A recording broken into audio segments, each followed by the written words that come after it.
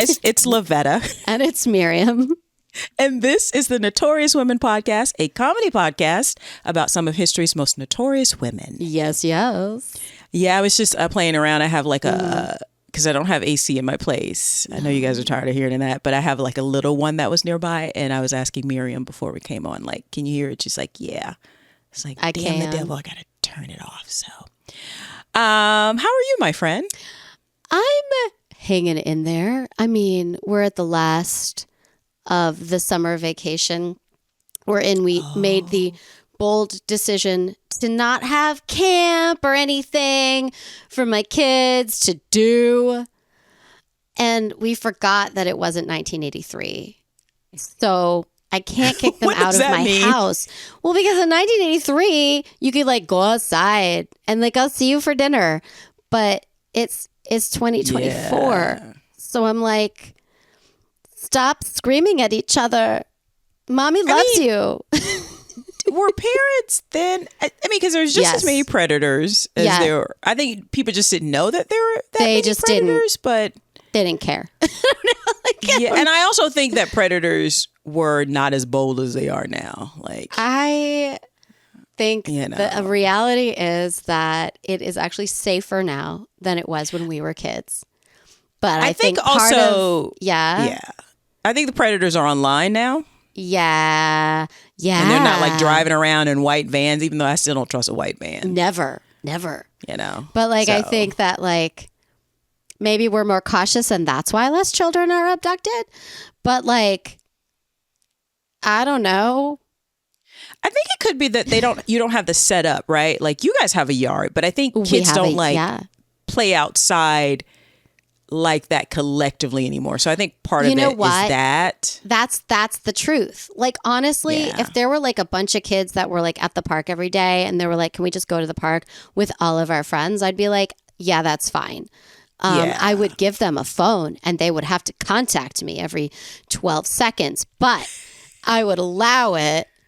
But that's not the case. So they don't, so that I'm like, I don't know, go outside in our backyard that I paid a lot of money for. It's a very expensive backyard. So use it, I mean, and I also think kids are like, I mean, your kids are still pretty young. So they're still at that age where they want to go outside and play. Right, whereas I think when they get about 12, they're like, they want to be on video games inside the house. So, but kids I still think 5 and 6 year olds be playing hard. Like they'd be like, playing is like business. Like that's a job. Well, those years we went to camp every second we were home. Yeah. We just went to camp. We went the cheapest camp because I need all 9 weeks because I cannot. Nope. Mm-mm. But now we're like, they could just sleep in and chill. And I'm like, I don't know that anyone is chilling. If you know what I'm saying. Like, are we chilling? Yeah. No. Yeah, and that's, I mean, at that age, kids want to be outside every single day. They want to be in the pool every single minute. No, I will say I am a child and I love to be in the pool all the time. To the degree where whilst they've been home, I'm like, let's go to the pool. Mommy's done working. And they're like, I'm like, oh, no, you're already like super privileged children. Get your ass in the pool you are lucky to have. And it's a community pool. Yeah, but how many people don't have access to a community pool? A lot of people. A lot of people. Okay. So I'm definitely your bougie black friend because I don't really want to, even though when I was a kid, I played hard. I was a total tomboy. I'm like, I want to be outside, climbing trees, riding dirt bikes. Like I'm all into it. But now I'm like, I just want to lay, and I'm not a drinker. Oh my God. Like, I just want to lay, maybe have something cold to drink, maybe some lemonade, and like sit by in the vicinity of a pool. Like, I just, and again, we talked about this, like a saltwater pool, but I like to just sit out and be outside and have people bring me food and like, I've turned into like, I'm getting rich auntie vibes, even though I'm not a rich auntie, but I'm totally like rich auntie vibes. You really see, I'm like in the pool, swimming and wrestling with children, my children, no one else's children, Yeah. Sometimes other people's children jump on me, but I'm like, no, I'm not responsible for you. Oh, they're cute you're though. the fun but like, one. yeah, I am the fun one. But I do make other children be like, can you grab me a cookie? So I do want someone to bring me food, but I'm the asshole who's eating in the pool. That's me. Maybe I'm bitter because I learned how to swim as an adult. I took swimming classes. And like my brother tried to drown me when I was a kid. It's a whole thing. And so I had trauma, even though everybody in my family can swim like really, really, really, really well. So the whole thing about black people can't swim. No, my family, I'm the only one. I'm the only asshole in the family who, whilst being a kid with a community pool in the apartment complex, my brother tried to drown me because he thought it would be funny. So I was traumatized about this. So anyway, as an adult, I got swimming lessons like 2 summers I did it. That's smart. And me and another adult were in the pool with little kids, and they were so cute. I was like, and they were like, no. They were like, Miss Lady, please hold your breath like this. And do like this underwater. And I was like, they were so cute. And I was like, this little kid, listen here, kid. They were not wrong. They were out swimming me. Yeah. But I did learn how to swim. Yeah. So I'm not terrified of the pool anymore. I can actually hold my own. But I still need to be in the pool with you is what I'm saying, to practice. You need to come over to my house and go swimming with me. I need to get in the pool. Immediately. Because I still haven't mastered treading water, and that is a mystery to me. Like, I'll teach you. And so will my children. Yeah. And so these little kids are like, no, see, like this. I'm like, that's because you got little bitty bodies and little legs. Like, Lavetta, so kids love nothing more than telling you what to do. It's true. I speak from so much experience. All they want to do is tell you what to do. Like, damn kids. But I like children, but I also like them to wait on me. So anyway, I guess we should get started. We should probably get started. This week I am first, and I have a fun one, I think. I mean, I'm still getting over my cold, so hold on, bear with me. You sound much better. I'm very happy to hear it. And I'm at that point in the cold where you're like, I'm fine. And then like you do too much. Yes. And you're like, no, you still got a little bit to go. So, okay. So my notorious woman this week is Marie LAVEAU. Okay. That's very familiar, but I don't know why. It's going to be fun. Okay. So now Marie LAVEAU, AKA the Voodoo Queen of New Orleans. Yes. Okay, go on. So, okay.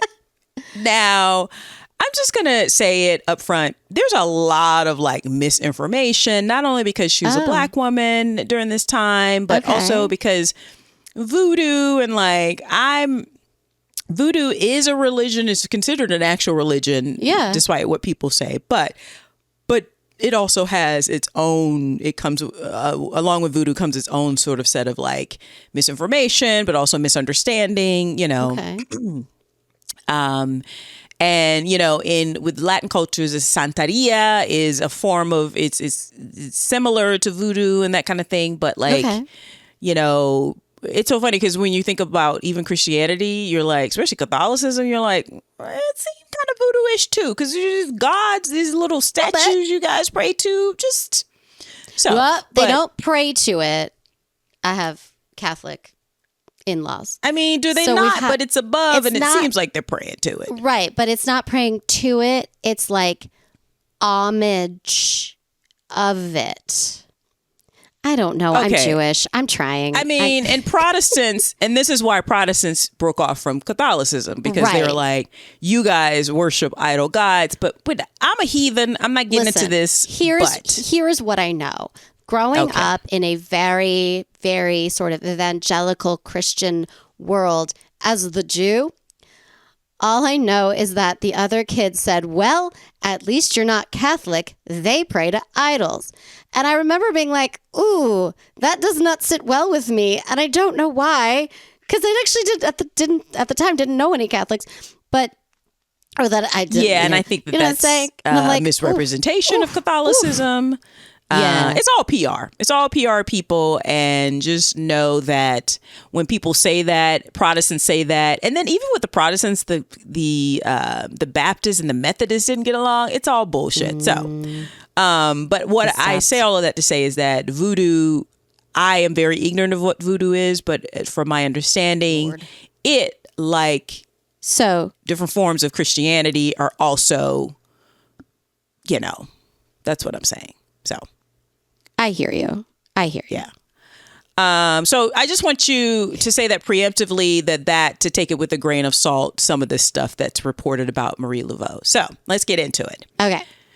So like I said, there's a lot of hearsay and misinformation around her life, including her parentage and her childhood. But it is believed that Marie Laveau was born Marie Catherine Laveau in September of 1801 in the French Quarter of New Orleans to Marguerite d'Arcantel. Okay, my French is terrible. A freed woman, and Charles Laveau, a mixed-race illegitimate son of a man by the name of Charles Laveau Trudeau, a white surveyor who became the mayor of New Orleans. So basically, Marie Laveau is believed to be the granddaughter of a former mayor of New Orleans. Okay.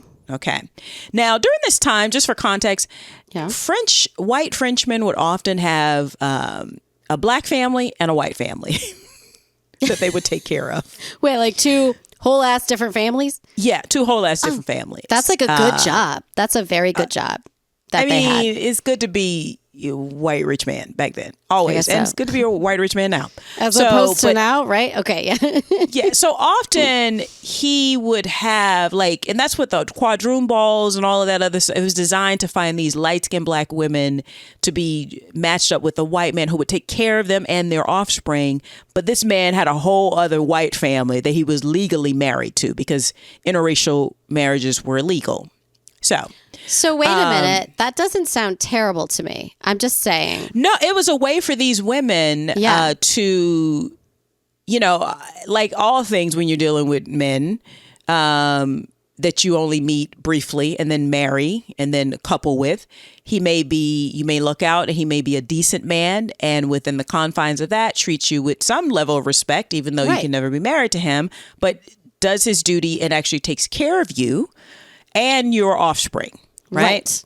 Or he could be a terrible human being and beats you and disrespects you, along with his white family as well. Right. And just be a horrible human being. But it all depended on the luck of the draw, really. Yeah. And the man, which is what they seem to be trying to get women back to at the mercy of today.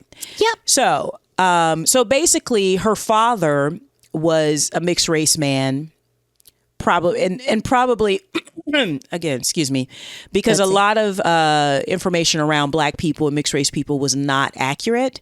Right. So, but that is I suspect that basically her father was part of Charles Laveau Trudeau's black mixed race family. It could be that. Okay. Or it could be a one night stand. Who knows? But basically both of her parents were free people of color. Probably mixed race people. Okay. So she would be what we would jokingly call a quadroon.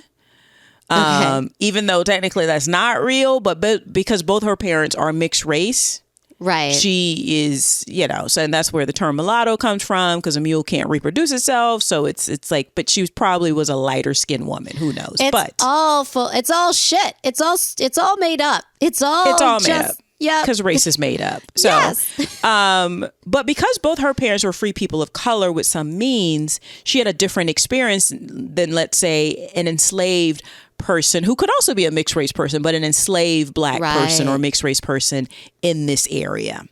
But I will say free people of color had their own set of stresses, because you were always in danger if you left the multiculturalism of this area to be falsely enslaved easily and shipped away. So even though they weren't enslaved, they still didn't have, I wouldn't say their lives were easier, and they can go and come as they please, but there were still some restrictions on them going and coming as they please because they were people of color. So, so it's a lot more nuanced. But I say all that to say is that she had some freedom, but she did not have a cakewalk. I should say that. There you go. Now, her grandmother was born into slavery, but her grandmother, and that's another thing with the slaves, even in this area, slaves in this area had different privileges than slaves in like other parts of the United States. And also because New Orleans didn't become technically a part of the United States until later. But but slaves in this area could often work on their own time to save up money and often bought their own freedom. That's really cool. Which was not... You really couldn't do that anywhere else, right? You really couldn't do that. And that is also why New Orleans is very special and in that sense. So now, again, her grandmother was born into slavery, but bought her own freedom and would go on to purchase some land where she built a home, basically a Creole cottage is what they called it, in 1789. So records show that her grandmother bought land in 1789. In the French Quarter. Okay. Yeah. So this is probably where Marie was born. Okay. And again, Marie, like her mother and her father, was of African, Native American, and French descent, and probably a little Spanish thrown in there. So mixed race people. Now, she was also, because of New Orleans, was basically colonized by the French, the Spanish, and then the French again, and then before it became part of the United States. So she was a Catholic.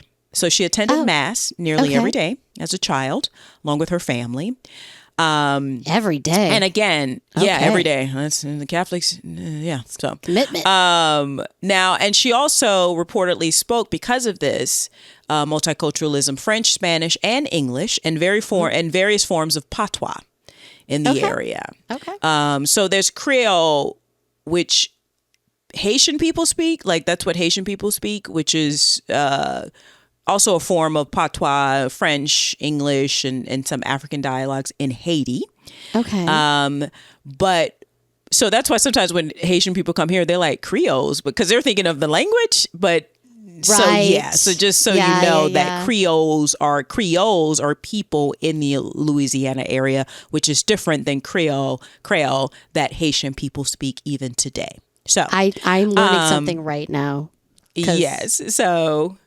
Now, again, there was a long history of enslaved people, free people, and white people and indentured servants mingling in this area, which is, again, I tell people a lot of times New Orleans is so foreign to even Americans, like it's so exotic even to us when we go there because it's so different than the rest of America. But to be clear, the racial hierarchy was still in effect in the area with rich white land-owning men at the top of the food chain. So... Unsurprised face is here. Okay, go on. But many black people and mixed race people and Creoles and different people, but there are a lot of successful black people in the area, successful black people in business, landowners in this area. Great. Good. And that's why, so much so that white people who would come into the area from other parts of America would be very uncomfortable because they were used to black people behaving in different. So excellent. Now it's believed growing up, she learned how to become a hairdresser in her grandmother's home. She also learned the skills of becoming an herbalist and a midwife. Oh. So the thinking was, again, these are free people of color. So if you're enslaved, you have a job. You're not paid for it unless you're able to work using your skills to work for other things to actually make money, to buy your freedom or to buy the freedom of your family members. So, but as a free person of color, they're not hiring. There's no jobs. So you have to figure out, you have to become an entrepreneur. Right. Right? You make your own jobs. Yep. Yeah, and you're probably not socially well connected enough to marry, quote unquote, well. Because so these mixed race and black women are they have some advantages, but then it's like, well, they're not gonna survive in society through marriage necessarily. Right. Also. Right. You know, because it's not about marrying well for them. It's about but they also have the freedom of probably have a love match versus a financial match. Right. That's nice. Could be, right? So that's why getting her trained in herbalism, midwifery, and hairdressing. so she would be able to take care of herself. It's also here that it's believed that perhaps here's where she also learned a little bit of voodoo practices. And again, they're also staunch Catholic. So like many people in this area, the practices and rituals of voodoo was combined with the practices and rituals of Catholicism. That, again, is a very specific to this area.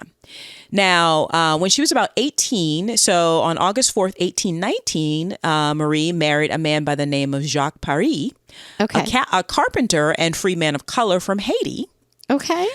He probably perhaps came to the area after the War of Independence. Haiti is the first Black nation to fight for their independence and win and be successful against the French. Yeah. So a lot of Black people also, and a lot of mixed race people left Haiti, fled from Haiti because the Black people in Haiti were pissed. And they couldn't go to France like the white people, because of racism. So a lot of them went to Louisiana and New Orleans in particular. Now, she and Jacques Paris married at the St. Louis Cathedral.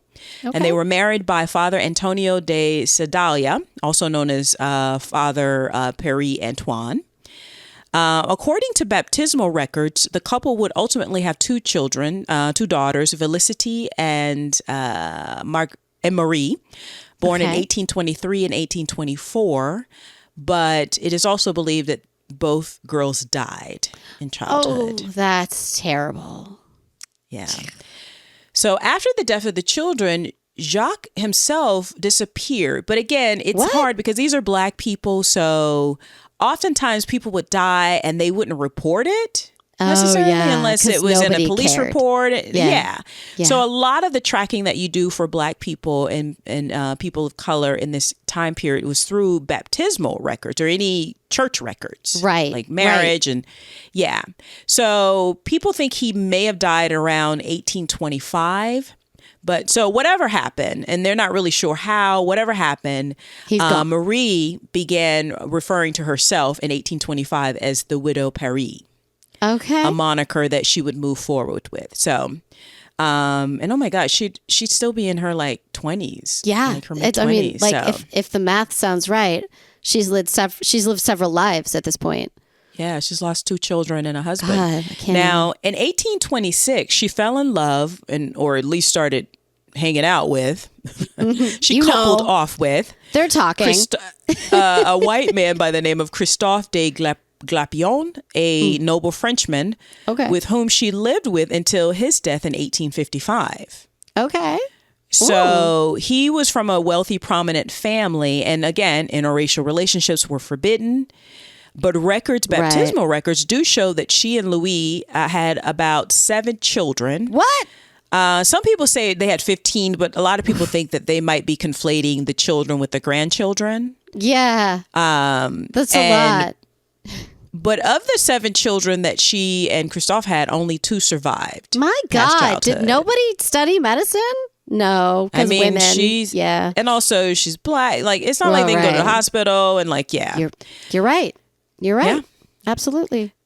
Now, the priest that married her, Priest Perron Antoine, apparently he had come to the area early on, like maybe 30 years or 40 years earlier to try and like institute the Spanish Inquisition practices in the area. Oh. And people were like, nah, player. So he left and then came back. And when he came back, he basically stopped trying to do all of that and just kind of settled into like, but his big thing is that he was about helping the poor, helping, giving solace to the local area. He wanted to start the Spanish Inquisition, changed his mind and started helping the poor? I think what happened is that he was sent there from Spain. Because remember, this used to be a Spanish colony and then it became a French. Yeah. So it goes back and forth between the French and the Spanish.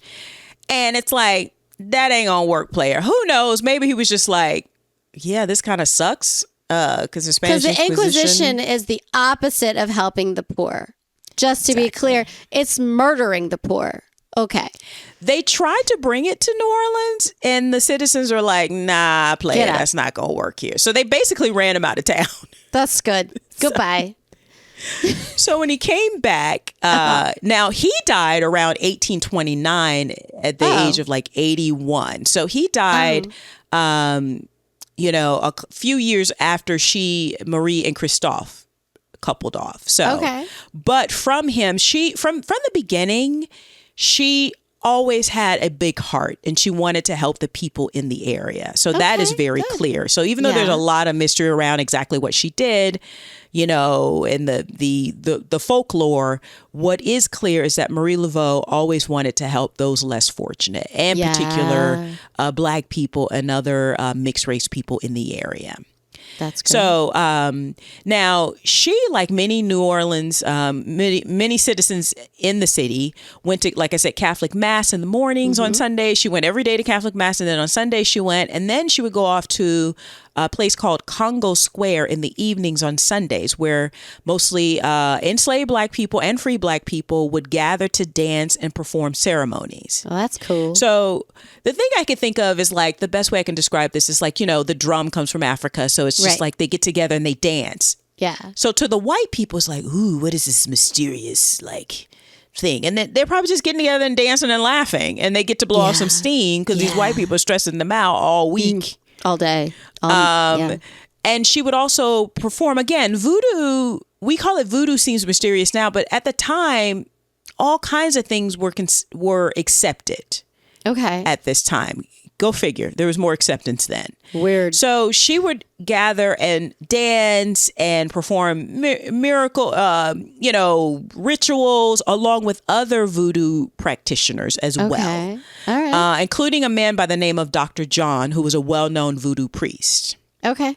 And some people say that at her time in Congo Square, she took what she learned from her mother and her grandmother, but also learned more from more experienced practitioners such as Dr. John. Okay. Yeah, that sounds right. She also, so she would, again, she's an herbalist, a midwife, a hairdresser, and mama trying to make money. Yes. And in her role as a voodoo a practitioner, she also would sell what we would call, they call them gris-gris bags. Basically, they're charms. I've heard of this. It could be, it could be made of all kinds of things. Think of a rabbit's foot in a bag, along with your grandmother's tooth, like crystals, that kind of thing. Okay. And it would be put in a bag, and then they would pray over it, and you would either wear it around your neck or you would put it above your door at your home. And what's the thing that Jewish people have? It's like from the mezuzah. Yeah. So think of it like that. It's like a charm. People would come to voodoo priests for, usually they were having a problem, and they're like, I need prayer, I need a charm, I need my bad luck to turn around. And we're all familiar with this kind of thing nowadays. I mean, honestly, in the wellness industry now, not even the wellness industry, just the like holistic, like, exactly. I'm gonna be for real. Me and my two children will go into a crystal store because first of all, you can buy like a crystal for $2. So I'm like, getting them something special, and I'm giving them like a total of $6, including tax. That sounds like a good day. But it's like we look for the ones that like, oh, this stone is good for anxiety, and you guys are nervous about. Exactly. It's that same idea. It's the same idea, which, excuse me, is not foreign to us, but to them and to the, AKA the white people, it'd be like, oh, what is this African Negro nonsense? What is going on? Let's be real. They were like, what's this devil worship happening? Yeah. And how do we burn them? I mean, come on. Yeah. White people are terrible. It's side-eyeing, but it was still more accepted than it later became. It was still it was more accepted. And they would also partake of this. Now I'm getting to that. So themselves. So, and again, this is New Orleans. So the food, the food was, because the food today, it's just woof. If you're outside the United States and you want to eat good, I mean, and I'm a Southerner, and soul food from the South is delicious. But even I am impressed with the food in New Orleans. You go there and you're like, oh my God. And it's cheap too. So what? I've never been, right? Oh, I really want to go. I know. When we have a a live performance in New Orleans, yes, we're going to get there 1 week ahead, and we're just going to eat our way through the city, and we're going to show up 15 pounds heavier because the food is so good. So good. Now, again, there's other practitioners, voodoo practitioners that are known. Dr. John is a very, very popular one, but her reputation as a voodoo practitioner and then eventually being called the Voodoo Queen of New Orleans became cemented in the 1830s after a very wealthy man, white man, whose son was on trial for murder, was told by his lawyers that there was no hope of saving their son. Like the case was too strong against them. So he came to Marie and offered to buy her a home if she could get his son off. Wow. So reportedly, she spent weeks praying at the cathedral and conducting self-flagellation rituals. So instance, she would buy these really hot peppers. She would hold them in her mouth. Oof. And be praying and silently praying and for hours. This is what it was reported, right? Okay. She did this for weeks leading up to the trial and sentencing. On the day of the sentencing, she placed the peppers that she had been praying with for weeks on end under the judge's chair. So when the judge came to court, mysteriously, he freed the man's son. What? Oh my God. So people are like, oh my God, it worked. Whatever her spell was worked. There's some people think now, historians are like, no, because remember, Marie LAVEAU was also a hairdresser. So she had a business. She knew a lot of people. She's very charismatic. A lot of people feel like that what people thought as her voodoo spells was just her getting the right information and giving it to the right person. Or using information to get people to do the things that she wanted them to do. Mean, or even trading her information for favors for these people.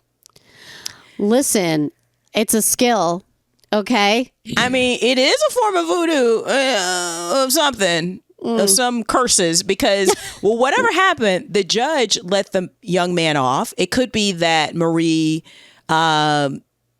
traded favors with the judge. And I don't mean of a sexual nature, because apparently she was very well connected to the elite of New Orleans, as well as being very, very well connected to enslaved people and working class people. She was very well connected. But whatever happened, the young man got off. Okay. Well, so from that point on, I hope he didn't do it. I hope he got off because he was innocent, Yeah. But from that point on, it cemented her powers. People are like, oh, she's the real deal. They don't know how she did it. Okay. And from that point on, not only socially, but also politically, she started to gain some political clout. Okay. And people started to in these circles started to take her more seriously. So she used her powers for good by all accounts because of this. So she would attend prisoners who were sentenced to death. She would pray with them. She would pray over them. She would even cook their meals. There were some rumors that in her conference with them, some of the prisoners would receive poisons from her before they went to the gallows, maybe some drugs to help whatever it is. Because again, she's an herbalist. She's a midwife. So she understands herbs and potions and that kind of thing. She would basically be called a nurse practitioner today. Yeah. I mean, I was just going to say, I feel like there are people who can do this kind of. Yeah. But also, I'm good. If you're sentenced to death and you did it, I don't really care if the way you die is gentle. Yeah. I honestly like to preserve my own humanity. I'm going to say that I hope the way you die is gentle. And also, unless remember, you're Miriam Cotton, then I'm a rephrase, right? But even with her, remember, hangings, executions were well attended. They were people came to see. They're like, oh, the neck didn't break. Oh, the neck broke. Oh, yeah. People were. So I would imagine if you're all the praying and the voodoo curses didn't work. I did that shit. So can you give me something so I'm not conscious when it happens, basically? Yeah, I'm okay with that, Yeah.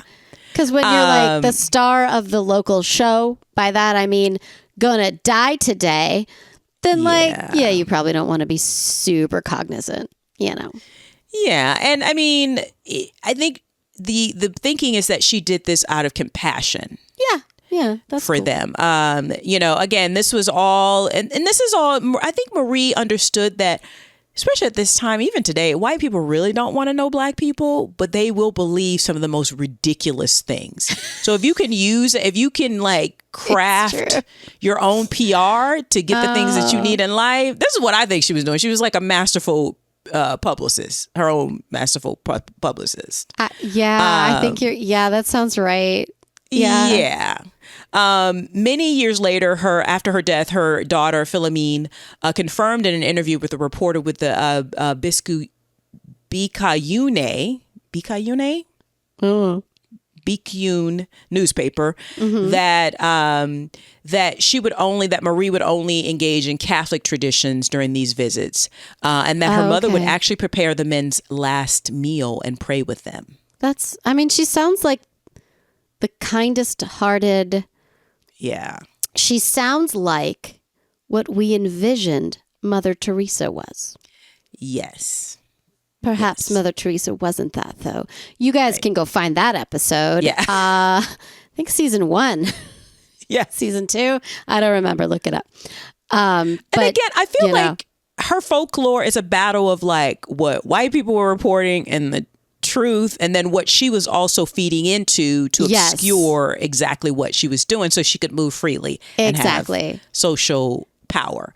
So now, like I said, it's believed because she was a free woman of color, she has certain privileges that other maybe black people or enslaved people did not. But again, there was always that threat of bondage. And it also meant that this class of people had to really figure out a way to make money. Through being an expert, a midwife, and what have you. So it is also reported that she became very wealthy through her contacts with the elite. So initially her hairdressing business started out with like just the local people. And then because her reputation and possibly her association with Christophe, a white man well connected, then she was able to get into the homes of wealthy white women in the area. And then but she used those connections to continue to help people like her. But she also made a lot of money. So she had several streams of income, hairdressing business, because after a while, she's not just doing it herself. She's hiring other hairdressers, giving them, Yeah, she's doing that. She's selling her charms. She's also charging for her services as a midwife, as an herbalist, but also as a voodoo queen. And apparently she bought several homes, Really? So she had property. Again, it's all kind of obscure because then it's like, is she doing it through Christophe? Like, did he buy property? And is the property that he bought is really her property? Who knows? I understand why she tried to kind of obscure some of her comings and goings because, again, and then even though the white people in this area are a lot more accepting of black people and they're used to free people of color being about, there's always that prejudice. So, she really, after the 1830s with, this trial and cementing her as, the queen, the voodoo queen, you kind of lose track of her in the newspaper. But in the 1850s, it comes out again because the authorities were cracking down. Race relations were getting tense because we're leading up to the Civil War, and that's bleeding into this area. They basically came and they were cracking down on what they considered basically the Negro stuff, right? So the voodoo, and they came in and they took one of her statues. Oh, so why? Who knows? Because maybe they were harassing her, and she was saying that they were basically harassing her. Yeah, that sounds right. Harassing her and other the black women, and and also they probably were upset that anytime, particularly a black woman or a woman of color was getting in trouble, she would come to their aid. So she was always helping out black people and white people alike, but they didn't like the fact that she was also helping these people. But they were also afraid of her because they thought of her power. So there's a little bit of fear and disdain and racism, right? Yeah. And the basically she was in good with the elites of New Orleans who were also protecting her and was like, leave her alone. And I would imagine that didn't sit too well with the local authorities. But there was just to know how powerful she was actually one of the few Black people who were covered in the newspaper, because in 1869, a newspaper article called her the reigning voodoo queen. So at this point, she had surpassed Dr. John and other local voodoo practitioners who were also famous. And they said that she had been the voodoo queen for a quarter of a century. So for 25 years at that point. Yes. Yeah. So, but again, it's like, how much of it is like performative, just a herbal, her skills as an herbalist and a midwife, and people's belief. Okay, I mean, honestly, she can hide behind that, and it's brilliant. Yeah. That is like she's genius. She's genius, and to top it off, she would often walk around the city with a snake, her pet snake, around her. Yes, she would. That's right. That's how you do it. So, and she would, at some point in the United States, it's so funny, we have to have the Crown Act now. At some point in the United States, and in New Orleans in particular, they outlawed Black women and women of color from walking around with their hair out. Okay.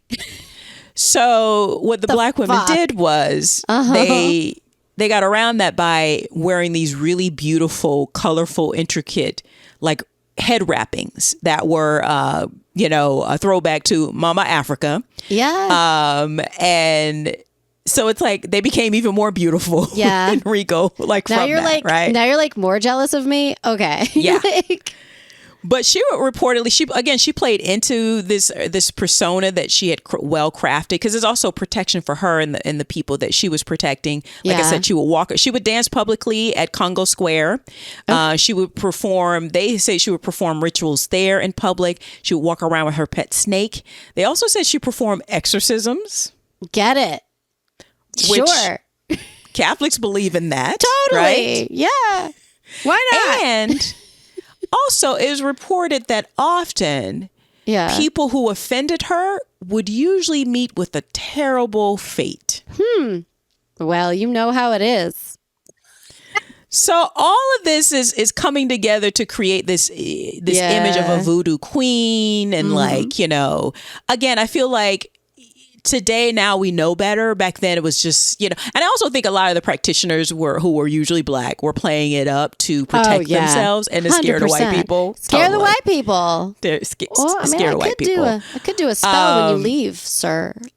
So, outwardly, she's walking around with a snake. She's these beautiful, colorful head wrappings. She's, selling her amulets. She's probably playing it up, right? Oh, yeah. And she's also helping women, children, convicts attending mass. Again, she was always known as a very devout Catholic. And she basically, her reputation for probably from 1830s on was very, very positive with the people who lived in regular people and even like well-heeled people in the community. Okay. But to the newspapers, to the white establishment, they were annoyed by her regard in the community. Right. And they were afraid of her. Which is good. I like that a lot. Now, she was also, like I said, the voodoo queen of New Orleans, but the voodoo practitioners were considered like real leaders and prominent people. So she actually became the third female leader of voodoo in New Orleans, and was the first Sanite Dede, which was the ruler over basically the area, because it was organized. And she had usurped a woman by the name of Marie Salope as the head voodoo queen or priestess. Okay. And she maintained her authority throughout her leadership over this group, even though there was a challenge in the 1850s. So this is like all things become political. Always. Yeah. But she basically reigned over New Orleans voodoo during her time. So much so that after her death, the numbers of people who followed voodooism, like it dropped off dramatically after her death. So she was a very charismatic leader. Very charismatic leader and figure. And even though one of her surviving children, she had a daughter that she also named Marie Laveau, and they think she named her Marie Laveau II to continue on with the traditions. Keep going, baby. Yeah. Now, but again, things started to change in like 1855. Things became a little bit more difficult. Christophe died, and apparently he left her with a lot of debt. Also, what a motherfucker. Idiot. White man. Always. Jesus Christ. Because he's also from a well-off family. He wasn't raised to know how to do anything. No. You know? No. He was just like, with connections. Mommy said I can spend as much money as I want to, so I'm going to keep doing that. So, and she's prick. Sorry. But I don't know that much about her. It sounds like that it was a love match. They were together because she didn't have to be with him, and she was making her own money. But he left her with a lot of debt.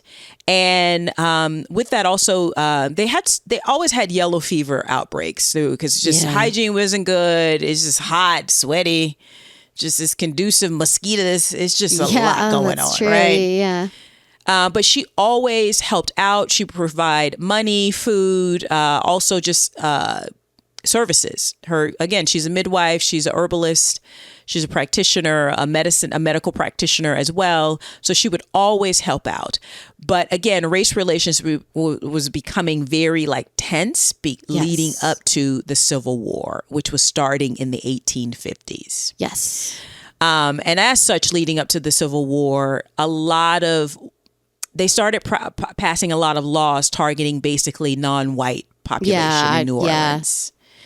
You know, and then they outright prohibited voodoo ceremonies. So they couldn't go to Congo Square, and she couldn't do these. She couldn't be openly about it because they were cracking down on what they thought was what the Negroes were doing. Yeah. But she held on as best she could. She survived the war. Oh, yeah. And then her reputation was still cemented. But ultimately, she passed away on June 15th, 1881. Ooh. She's believed to have passed away at the age of 79 at her home. Not bad. Okay. And by this time, she was known as Marie Catherine Laveau Paris Glapion. So she took on Christophe's last name. Okay. The different spellings of her surname result from many different women with the same name in New Orleans around that area. Okay. So that's why there's conflicting things about her actual death date, but most people put it at 1881. Because on June 17, 1881, it was announced in the Daily Picayune that Marie Laveau, a.k.a. the Queen of Voodoo, had died peacefully in her home. Okay. Now, according to the Louisiana Writers Project, her funeral was lavish and attended by a diverse audience, including members of the white elite in the area. Okay. Of course, owing to her folklore and her persona, after her death, many reports circulated of people seeing her around town. Okay. Yep. News of her death also was featured in the Staunton Spectator in Virginia, in the Omaha Daily Bee in Nebraska, as well as many newspapers in the Minnesota area. Interesting. So word got around about her. Yeah. Okay. Thousands of people apparently in Minnesota took to the streets to pay homage to her. I love that. Yep. And at the time of her death as well, the New York Times and the New Orleans Daily Picayune and the Daily States all reported on her as, quote, a woman of great beauty, intellect, and charisma who was also pious, charitable, and a skilled herbal healer, end quote. I mean, I'm very proud of America for doing that. Because I know it's so interesting, to know of her. And now she was buried. Side note: she was buried at the St. Louis Cemetery, number 1. Okay. Tourists continue to visit and draw X's on her in accordance with the decades-old tradition that if people wanted Marie Laveau's spirit to grant them a wish, they had to draw 3 X's on the tomb. Turn around 3 times, knock on the tomb, and yell out their wishes. I would totally do that. And if it was granted, they'd have to come back, circle their X, and leave her an offering. I might not be able to do it then. Yeah, I'm not. I kind of leave this alone. I'm going to leave it alone. Yep. Yeah. Now, because dicks are going to be dicks and they always want to ruin a good time. Yeah. Vandalism became a problem on her grave as well. So as of 2015, there's no longer public access to her particular grave. Wow. You have to enter with a tour guide. Yeah. Just to make sure you're not vandalizing the place. And then this change was made by the Archdiocese of New Orleans to protect the tombs of her family as well. Oh, really? As many others that were interred there as well. Now, you guys, after that's her death, why we can't have nice things. Okay? We can't have nice things. Dicks ruin it for everybody. Yep. Exactly. Jeez. Now, after her death, I'm almost finished here. Respected writer LAVEAU Heron and reporters from the Times praised her as a kind woman who helped the poor and sick. And also, despite never having been photographed or having sat for a painter, there are multiple 19th century paintings of an unidentified Creole woman purportedly to be of Marie Laveau. Huh. But this is not true. Yeah. By the 1940s, it was so common. It was common for many portraits of an unidentified, basically a light-skinned woman wearing a tignon, a head wrapping, to be identified as Marie Laveau. And then as of late, in 1915, a portrait of a Creole woman with a madras tignon was said to have been painted by George Catlin, was purportedly of Marie Laveau. But again, that is not true. But that painting is in the collection of the Louisiana State Museum. And it is labeled as Portrait of Marie Laveau, but it is not. It has not been proven to be her. Okay. And I would imagine as a voodoo practitioner, there is probably some sort of thing like, I don't want somebody to capture my image that's going on with her. So... But just so you know, if you want a picture of Marie Laveau, you can get a copy of that picture. But just know that that is not the real Marie Laveau. Maybe we'll post it on our Instagram as not Marie Laveau. Yeah. But it's. I mean, I guess it's nice that people still want to remember her. And it is the woman is beautiful. Whoever the woman who sat for that portrait is beautiful. Now, as you know, as you can imagine, her life has inspired many, many, many, many stories, many stories on the stage, TV, and film, usually with the focus on her being a voodoo queen in the dark arts. Yes. You know, versus her being a philanthropic herbalist, widow, midwife, and, you know, that kind of thing. But probably the most famous to date is the image of Angela Bassett, the great Angela Bassett, playing Marie Laveau in, is it the second or the third season, the Coven season of American Horror Story here in America, which is a lot of people's favorite season of American Horror Story. You know, I don't watch that. And in it, she's interacting with Daphne LaLaurie, this horrible woman that we'll probably cover her one day, played by the great Kathy Bates. And Marie Laveau puts a spell on her because LaLaurie is an evil, evil woman in real life and in the show. But there's no historical records to say that they ever interacted at all. That's fine. But Angela Bassett, the great Angela Bassett, does a great job of playing this version of Marie Laveau as a voodoo queen. That's awesome. So and also Coven is a wonderful season. But again, they're taking a lot of creative license. But it's a horror show, so everybody, it's all fake, it's all phony, it's all fiction. But if you're going to have somebody play Marie Laveau, Angela Bassett is a perfect person to play Marie Laveau. Angela Bassett is so good. You have to say Angela Bassett. That's how you have to say Angela Bassett. I just can hear you say her name all day. Okay. Yeah. Now, when you go to New Orleans, when I was there, they actually have a Marie Laveau voodoo shop. And again, I believe in the power of the spirit, but I absolutely did not touch anything in there because I do not want to be in the Exorcist 4. I don't want to be. I don't want to touch anything in there. Yeah. I don't like believe in it, but then what if I'm wrong? You know what I'm saying? Yes. But I also love that this Black woman who, by all accounts, was a philanthropist who really just helped her own people. Over the course of her life, she did own about 7 slaves. But back then, Black people often bought their family members or other people out of slavery. But that is in case that comes up. So it's always complicated when you see, well, they own slaves. When it's like, but when you look at it, it's like, oh, that they bought like their husband, their wife, their brother, like that kind of thing. Yeah. So, but by all accounts, she was a very kind-hearted woman and not the voodoo, dark, bitter black woman priestess that she's often portrayed as, unless, again, she's being played by Angela Bassett. Okay. So, with that said, that is Marie Laveau, a.k.a. the Voodoo Queen of New Orleans, a.k.a. midwife, herbalist, probably just hairdresser, business owner, entrepreneur, and just all around actually wonderful woman who also was like, well, oh, these white people scared of me. Well, they gonna be scared of me. Yes. Because here's a snake around my neck, motherfuckers. Mm-hmm. So that is Marie Laveau. Yep. So like a genius. A genius. She fully knew how to do it. She's amazing. She's fascinating.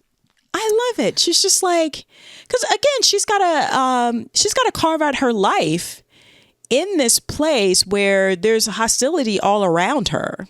And she did it. Like, what's fascinating to me is that she had a lot of barriers just because of the way you had to exist as a black woman in America in that time. So within those barriers, she took every advantage and was able to live her truth, was able to help the people she wanted to help. And she just like put on a little show for the white people to be like, a little bit afraid, which, yes. That's what I think. Even though I do think New Orleans is haunted, if you ever go there, you do feel it. But the food is so good, I don't mind. That's fine. I'll do whatever for really good food. That's fine. And apparently the spirits only bother motherfuckers they need to bother. So. Oh, they don't need to bother us. We're very nice people. Yes. So, and I will say that there is a side note. There is one video. It was people who were giving a walking tour and around her, New Orleans, which I highly recommend doing a walking tour if you ever go there. But they were saying that there's also like some of the black people in New Orleans are like, well, her two daughters didn't die before, and there's offsprings of her too, but who knows, because again they didn't trace black people the way that they should have. So her two daughters may have from Jacques may have survived, but it's hard to tell. So there's just a lot of stuff around her that I think that she contributed to, and then just because of the time it was, and she was black. So incredible. I've heard of her, but I don't think I understood what she did until right now. It's awesome. Okay. We're gonna go somewhere else. Okay. You ready? I'm ready. Okay. Are you watching the Olympics? I watch the highlights. All right. So not everyone's gonna obsess, but so I've been obsessively watching gymnastics my entire life.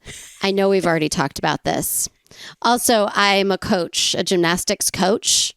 From my comfortable couch whilst eating ice cream, I can tell them what to do. Very knowledgeable because I've watched so much. And I took it when I was a child for like a little bit. Okay, today we are going to talk about Rebecca Andrade. Who? Okay. Do you know who I'm talking about? No. Girl, you are not. It sounds slightly. I'm not. I'm just watching Kevin Hart and Kenan Thompson do the highlights, and I'm getting my life because they are hilarious. I should watch that because I love them both. Oh, yeah. And my kids actually love both of them separately, very separate reasons. And they were just like, both of them together? But we're just watching. Funny. We're watching like 3 hours. Okay. Yeah. Okay. Rebecca Andrade is a gymnast. And I'm just going to start out. She very famously won. Okay, if you haven't watched all the highlights yet and you've been living under a rock, maybe pause, watch the highlights, come back. No, by the time this comes out, they will have seen this probably. She famously beat Simone Biles on the floor. Oh, and she won gold. And we'll talk about it a little bit more. And okay, so I'm watching all of the gymnastics and I'm kind of obsessed. And this is like, I don't know how many hours I watched. 7? It's a lot. Calm down. Stop judging. We're bonding. It's family bonding. Leave me alone. Yeah. There's two things they can't watch without me, and that is gymnastics and breakdancing. So, by the way, breakdancing is breakdancing. Oh, we just started watching it today. It's so good. Watching them give homage to the history of breakdancing, but also it's the Olympics. It's just, y'all gotta watch it. It's so good. It's so good. I have to watch that then. Yeah. Yeah, because I think it's pretty, like, they talk about the history, New York City in the like, this is where it comes from, to like watch it. Oh, yeah, that's good. They're not pretending. There's no, there's a Black woman who is a breakdancer, and she's what's the word? What's the word where they're talking about it? Commentator. She's a commentator. Okay. I'm like, yes, that's right. You got to go to the source, y'all. That's right. Okay. So let's talk about Rebecca Andrade. So watching the gymnastics, the many, many hours to watch, I was kind of obsessed with Jordan Childs, Simone Biles, and Rebecca.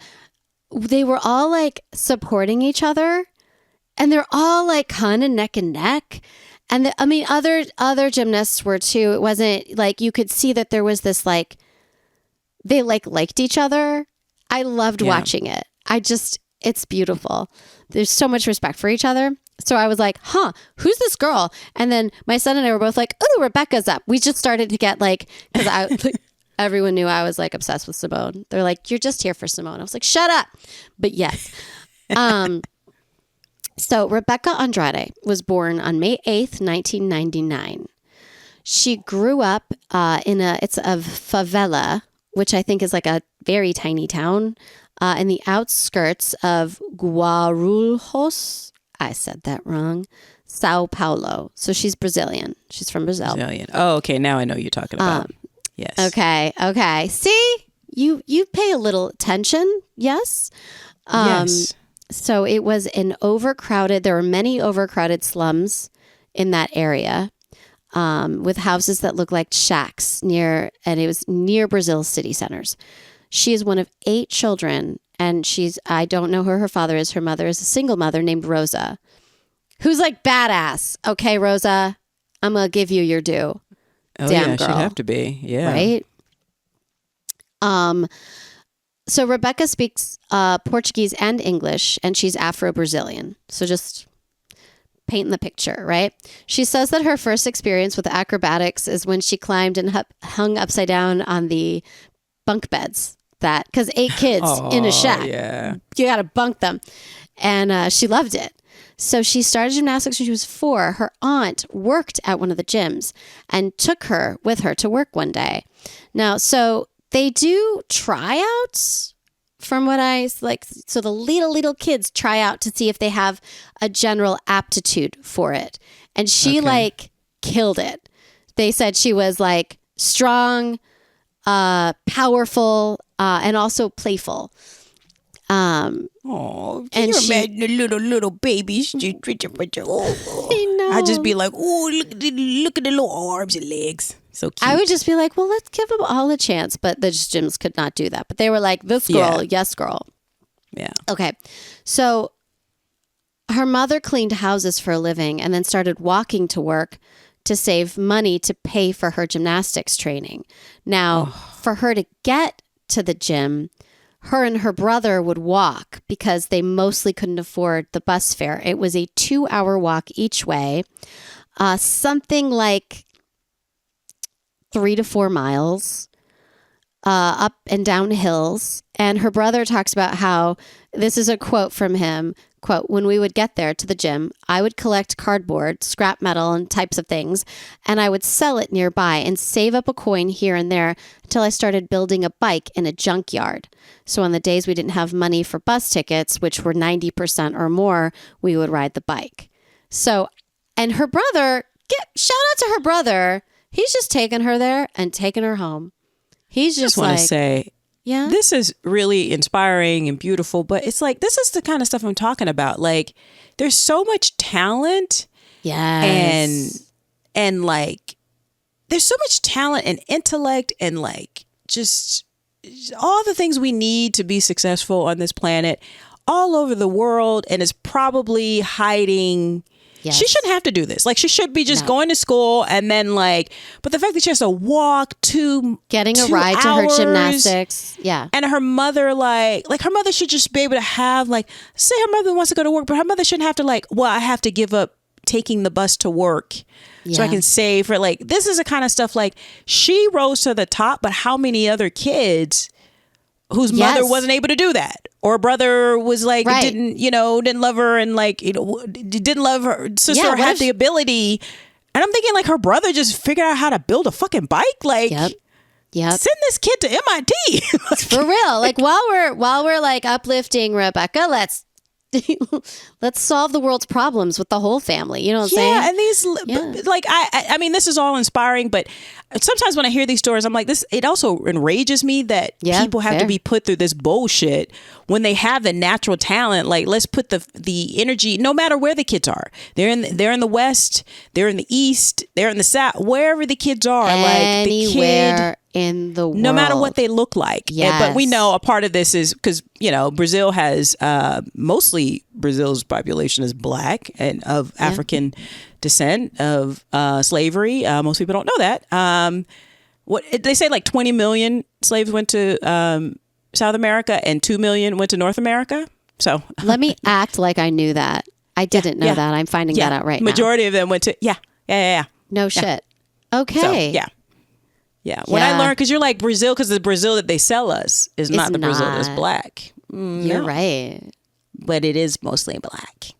I digress, but go ahead. I just want to go to Rio and hang out on the beach. Okay. I know. You definitely got to go to Brazil. Yeah. Have you ever been? No, everyone who's ever gone is like, oh my God, you'll love it. Obviously you have to consider safety, right? When you go to any place, but like, everyone's like, you definitely got to go to Brazil. So. All right. So many places on my list. And speaking to what you just talked about, so I was thinking the same thing too. So there's an initiative that's funded by the city of, I cannot say this word, Guarulhos. Okay. It's called a sports initiative, which offers sports scholarships to kids of underserved backgrounds. So to be clear, they pulled up their bootstraps. They walked each way. They had a kind mother and a kind brother. They had all those in place, and they still needed that city funded support. Could not be there without that money. So I'm so tired of bootstrap talking, because like, I know, bootstraps need to be funded. And, that's just reality. Bootstraps need laces. I'm just, and like heels. Need to have a bottom on the bottom of the boot, like, so they can use them. Like, For real. So her coach, Monica Barroso dos Años, I said that. I'm sorry. I tried real hard. Hold them close. She trained for a year and a half with her and then was placed in the high achieving group, which was the group of girls that participated in the competitions. Okay. So she wowed the judges in the 2009 Junior Pan American Games. She was about 10 years old. So then, I know, like a small child, 10 years old, she was invited to join the Parana Center. I'm trying to have an accent. Aren't I cute? For excellence in gymnastics to train professionally, which required her to move to the neighboring state of Parana without her family. 10 years old. Yeah. Okay. So, she's had several interviews lately, and they asked her, how did she feel, about leaving your family at such a young age? And this is a quote from her. She says, "I saw it as a way to improve the lives of my entire family. So I did everything with a lot of love." 10 years old. 10 years old. Understanding that she had that power it's a lot. It's a lot of pressure. Imagine her mom having to let her go. No, I can't do that. Yeah. Sorry. Just 10 years old. Oof, my baby. I know, right? When she was 11, she received an offer to sign a contract with a junior gymnastics team at Flamengo. When I first read this, I was like, wait, I'm so stupid, you guys. I was like, she studied flamenco?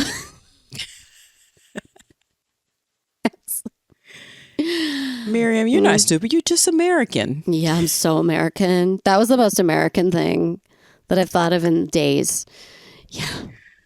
You and me both, sister. I'm guilty of it too. And I'll be like, oh yeah, I shouldn't say that out loud. I'm so ignorant. Okay. So this was the best gymnastics team in the country. And that's where she's been training for the last 14 years. So she's still there. So her main idol in gymnastics, I'm going to talk about her main idol for a moment. Okay. And by the way, she did a lot, and I'm going to go through some of the things and some of the accolades, but like not all of them. Just to be very, very clear, I'm going to kind of skim that. I want to talk about her more than like her list of medals, right? Yeah. So her main idol in gymnastics is a Brazilian gymnast named Diane Garcia dos Santos. When Rebecca first started in gymnastics, her immediate nickname was Little Diane. FYI. Okay, so Diane won the 2003 World Championship on the floor apparatus. And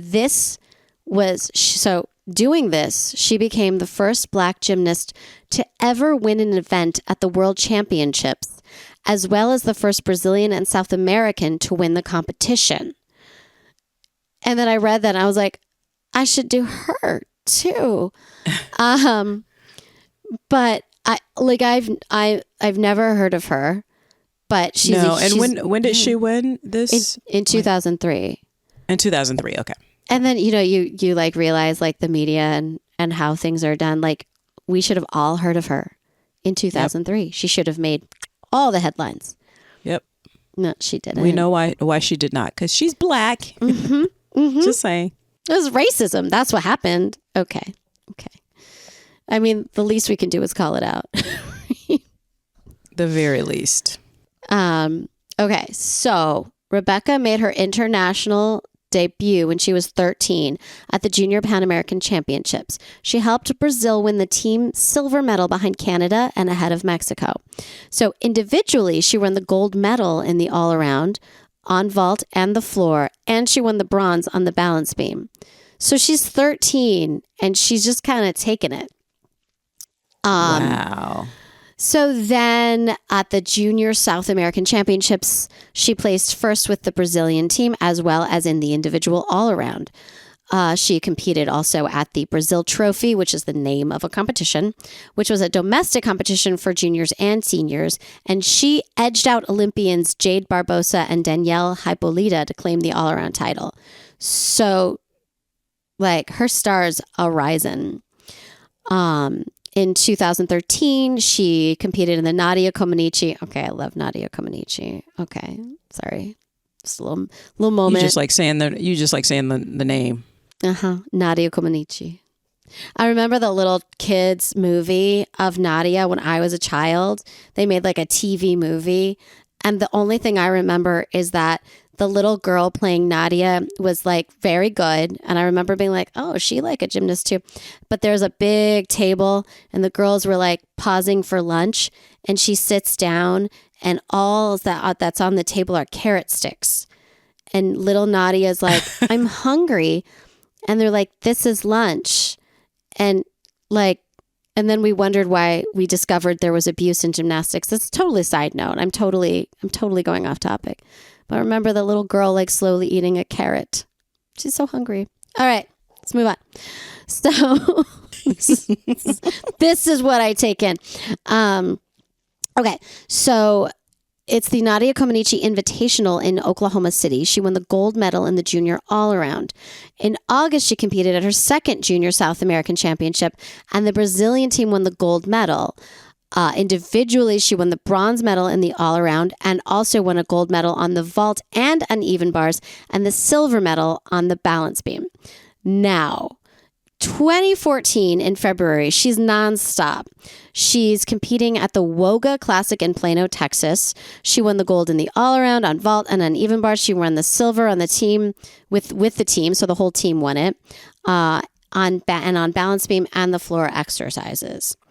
She's doing all this stuff. She's winning all these medals. Okay. Now, she was initially scheduled to represent Brazil in the 2014 Summer Youth Olympics in Nanjing, China, but she had to withdraw because she broke a toe. So she wasn't able to compete for the rest of the 2014 season. Can you imagine breaking a toe? I don't know. Knock on wood. I don't want to imagine that. I mean, if you think about it, she feels like her whole family is resting on her back. Oh, yeah. And then she breaks a toe. Because it's gymnastics. Now you're saying all this. Do they get money with these medals? I know it's a stupid question, but it's one I feel like you have to ask. Like, is it like tennis where when you win, you don't just win, you win money? I don't know. I think there is some sort of money, but I don't think it is good money. I don't think it's good money till you're in your seniors. Yeah. Oh, because that's right. This is junior. Yeah. And then when you do win the money, do you split it with the facility that you stayed with? Or like, is it that thing where like, yeah, you get money, but then is it the endorsements that's the thing that a lot of athletes need? Almost always the endorsements from what I've gathered. I don't think she's slowly getting more and more money. You know what I mean? Okay, yeah. Because I know people are like, it's crass to talk about money. But no, she needs money. She needs money. We'll money. Talk about that. Hell yeah. Okay. Yeah, you can't eat without money. That's a fact. And I'm thinking of not Maya Rudolph. I love Maya Rudolph. We could talk about her. We love Maya Rudolph. Yeah. No, tennis player. Which one? Althea Gibson? Wilma Rudolph, who's like, this is nice and everything, but I need some money. Wilma Rudolph's like, that's my kind of girl. She's like, listen. She's correct. Wimbledon is great, but where my check? Okay. Yep. You can write it out to cash. It's good. Yeah. I will accept. Great. Okay. So she became age eligible for senior international competitions in 2015.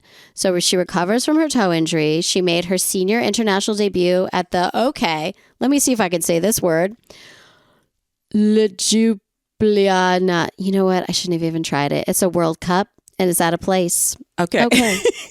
World Cup at a place. Okay, got it. And she won the bronze medal on the uneven bars. She went to Sao Paulo World Cup and won the silver medal on the vault. Now, there's more that she did that year. She did a whole lot with lots of medals, and she's doing great, highly successful.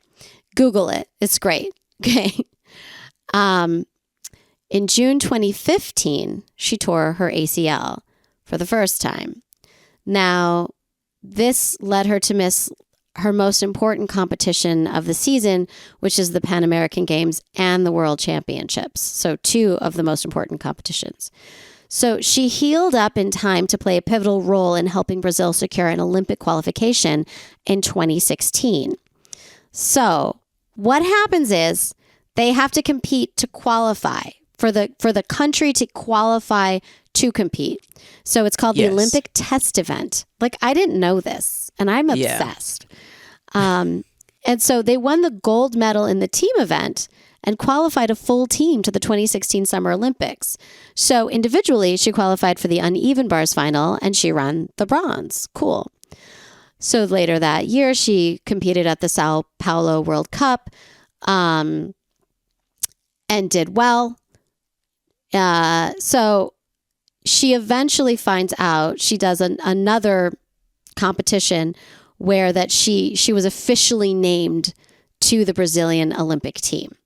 So she helps them get in, does a whole bunch of other competitions, wins a whole bunch of other medals, and then competes again in order to be placed on the team.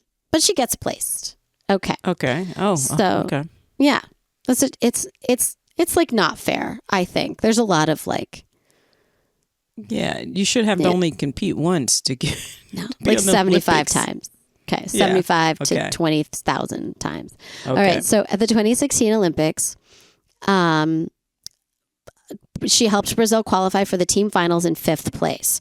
She qualified individually so the way that gymnastics works is like you compete as a team to see if you can compete at the end as a team to place, right? And then you compete to see which 2 gymnasts from your country get to compete as an individual for the individual all around. Did that make any sense? Okay. Yeah, if you watch a lot of Olympics, right? Yeah, that makes sense. Okay. You have to compete to get the team in. Right. And then if you want to be an individual, then you have to compete and it's harder. So it's anyways. Like in acting, if you're going for the ensemble for best drama, and then you're also going for best actor or actress. Girl. In the thing. Yeah. Exactly. That's Everything good. goes back to. Yep. Now I understand. Drama, baby. But I'm sorry. Go ahead. Now I understand what I just said. Okay. So they got 5th place that year, but she qualified individually and the all-around final in 3rd place behind Simone Biles and Allie Raceman. So now the team finals, ultimately, she did take a fall and Brazil placed 8th. Now, 2017, she won 3 World Cup medals, but she also had 2 different injuries that year.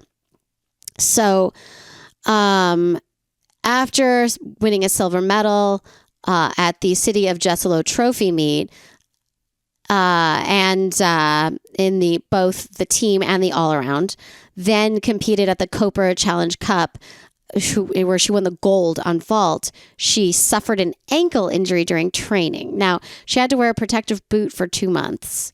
In August, she returned to training and then immediately won gold on the uneven bars and vault at the Varna Challenge Cup.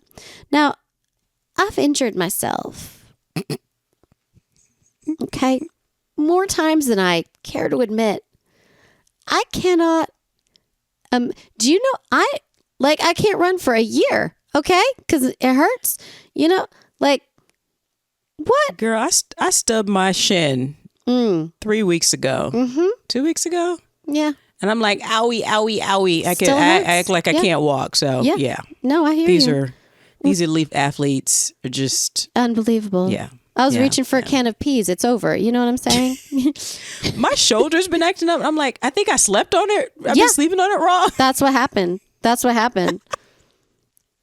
I don't think we're winning any gold medals tomorrow. So. Yeah, we're not breaking our toe or our ankle and then going 3 months with a boot and then winning gold. We're not, or silver or bronze. We're not doing any of this. Yes. We're getting kicked out because we didn't buy a ticket to observe and we can't even do that. Okay. Yeah. So she was initially named to the World Championships team that year, but she suffered a second ACL injury in Montreal, and that forced her to withdraw from the competition. In 2018, after returning from her second ACL tear at the Pan American Championships, she competed on 2 events, the vault and uneven bars. She helped the Brazilian team win the silver medal behind the United States. She's had 2 ACL tears. Okay. A little less than a year later, she tears it again on the same knee. Ooh. Okay. P.S. She had full reconstruction surgery each time. Okay. Now, in 2019, she didn't really compete. She did one competition. And without her, they were unable to qualify for the Olympics as a team. However, when she was ready to come back in 2020, something happened that year. Do you remember? I don't know. Something. I don't know. All I remember is we were out of toilet paper. Yeah. Yeah. People freaking out. My kids would not leave the house. Not ever. Yeah. So it's 2020. There's a pandemic. So what happened was Brazil shut down completely. It was, I think, worse than here. It was rough. So in July, her and a bunch of fellow Brazilians, gymnasts, traveled to Portugal to continue to train. So apparently they had a system wherein you could train somehow safely-ish, right? Everything was ish. Yeah, exactly. And in 2021, she competed in the Pan American Games. And then she did well enough to qualify for the 2020 Olympics because they were happening in 2021. Now, I don't think the team was able to qualify, but she could qualify. And then she won the gold medal on the floor and the silver in the all-around in 2021, the 2020 Olympics in 2021. You know what I was saying. So this made her the first Olympic champion in Brazilian women's artistic gymnastics history. Okay. So like, I'm really glad I'm talking about her because she's been kicking ass for like a while. This is when she became famous. Okay. She's P.S. been dating a man named Louise Clayton, I can't say it, since June 2022. And he's a bodybuilder. Girl, get it. Yes. Of course. Damn straight. Now, she succeeded in 2022 in all of the gymnastics things. She was very good. It was very exciting.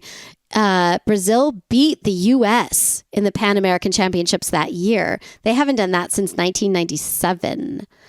And she says, quote, "This is not only for me, but for the whole of Brazil. I want to inspire younger kids with my achievements. It's not just the medals. I made everybody proud of me." Aww. Okay. So at the World Championships in Liverpool, she became the first South American gymnast to win a world all-around title. In 2023, okay, so many successes.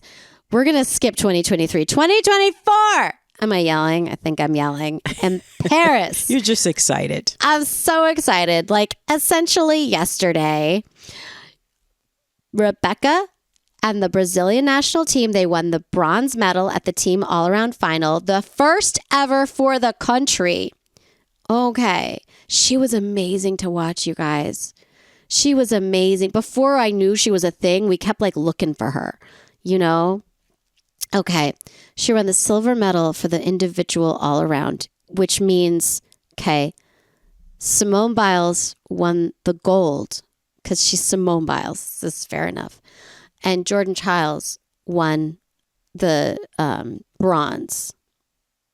I think so. Oh my God, am I messing that up? I think that's what happened for the all around. No, okay. I'm lying to you. It wasn't Jordan. It was Suni, who I also love. Okay. Who I also love. Miriam, calm down. Okay. So for the famously, and we've posted this on our Instagram already, for the floor exercise. So she won some golds and some silvers in the 2020 Olympics. But remember that year, Simone ended up dropping out. So there was some like, well, she won, but Simone wasn't there. But this year, Simone was there. Simone is there, yeah. And I love that Simone is like, this girl scares me. Yeah, and I love that's why I'm saying that. And then on the podium for the floor event, right? It's Rebecca as gold, it's Simone as silver, and it's Jordan Childs as the bronze. And that's an all-black podium. And y'all have seen it, but I'm obsessed of Jordan whispering to Simone, should we bow to her? And Simone being like, yeah, let's do it. And they do it. And it's the most beautiful picture in all of like Olympics ever. I just feel like I love it. I love women's gymnastics, and women's gymnastics has been through hell.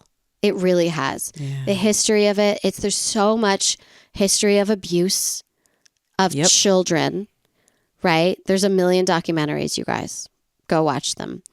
I also think it's interesting that all these children of Africa, ultimately, their ancestors came to this part of the world forcibly, and then the offsprings of those enslaved people get to go to the Olympics in Paris and show each other so much love. I just think it's just so beautiful and just so wonderful. And like, I love it how, because really confident women know that, oh, I'm a bad bitch. And like, sometimes I'm going to be gold. Sometimes I'm going to be silver. Sometimes I'm going to be bronze. But bitch, I'm still a bad bitch. And you can also give other women that space to be bad bitches too. And like, I love that this, because you and I both know that catty thing that women get, it's like men are way more catty than women. Oh, yeah. I mean, there are some women who play into that, but that has not been my experience as a woman walking in this world. That, you know, that there are a lot of women out there who are also confident, but who are also rooting for other women. Yeah. And that's just so wonderful. Because these are highly, highly competitive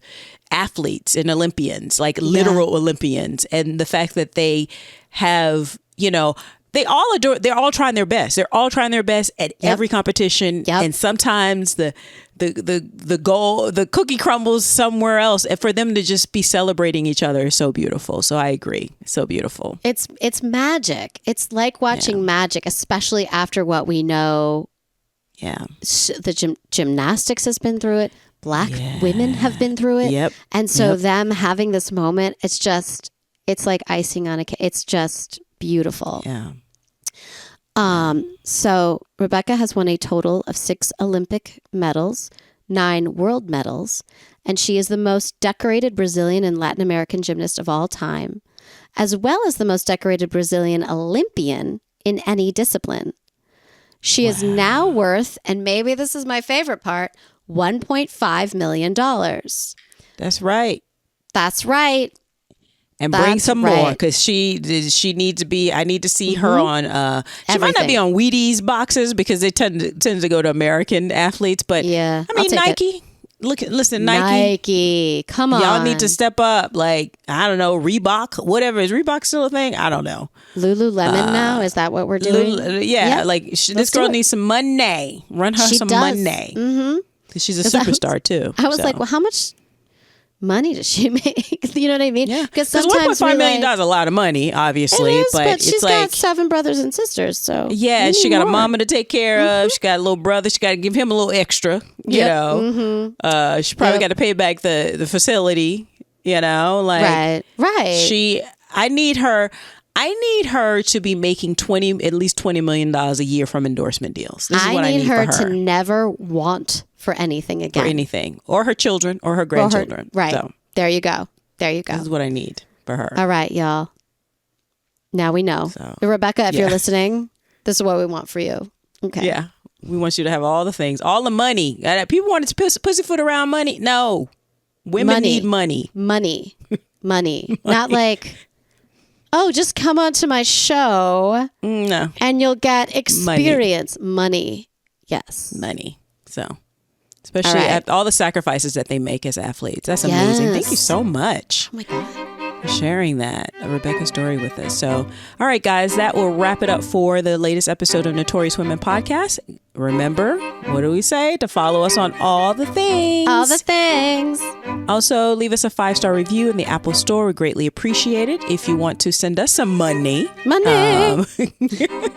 You can do that for as little as $2 a month, or you can do a one-time donation to the show at our Patreon. That's patreon.com/notoriouswomen, and that's patreon.com/notoriouswomen. And Miriam, how else can they support the show and find us? Y'all, we have an Instagram. We have so much fun there.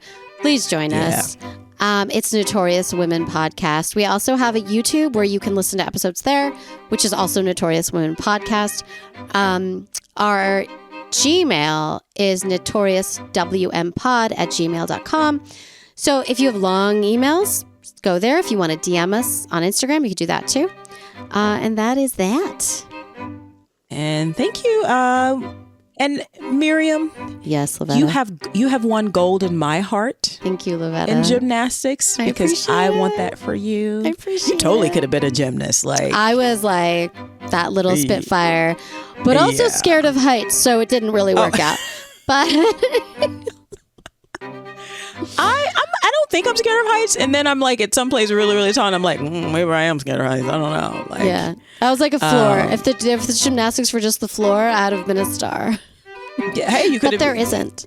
You're an Olympian in my heart, my friend. I appreciate it. And so are you, listeners. Guys, we will see you next week. Bye. Bye-bye.